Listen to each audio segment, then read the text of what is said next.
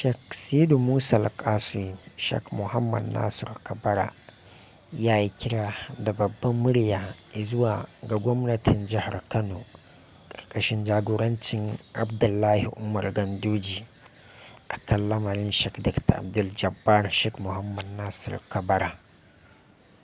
Sheikh Sidi Musa Al-Kasumi ya yi wannan kira ne a yayin gudanar da karatun da ake na Maulidi a duk shekara a Ma'ahad. Sai ku biyo mu don jin irin kiran da da kuma gargaɗin da yi wa gwamnati a kan lamarin Sheikh Dr. Abdul Jabbar. Assalamu alaikum, ku danna mana subscribing da like. Ba baƙon abu ba ne irin wannan kiraye-kiraye ga babban malamin Sheikh Sidi Musa Al-Kasumi a kan wannan lamari na Sheikh Dr. Abdul Jabbar. Sheikh Musa Al-Kasumi ya yi kira da cewa lallai hanya mafi sauƙi da za a warware wannan matsala ta Sheikh Abdul Jabbar shine a yi wa kowa adalci. Babban hanyar da za a bi ta yin adalci shine mubahala, ma'ana tsinaceceniya tsakanin waɗanda suke da'awar cewa ya yi ɓatanci ga shugaban halitta da kuma shi kansa.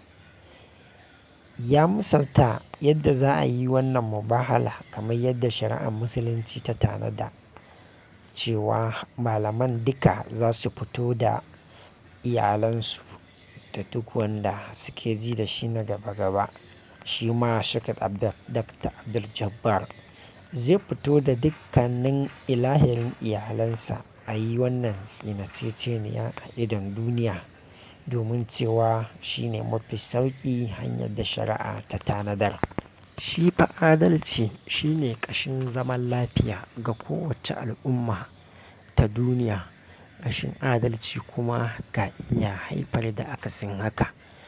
Muna fata cewa wannan lokaci ya yi wanda gwamnan zai ƙara nazartar wannan lamari domin ganin cewa ya yi adalci ga Sheikh Dr. Abdul Jabbar da kuma waɗanda suke da'awar cewa ya yi wannan ɓatanci.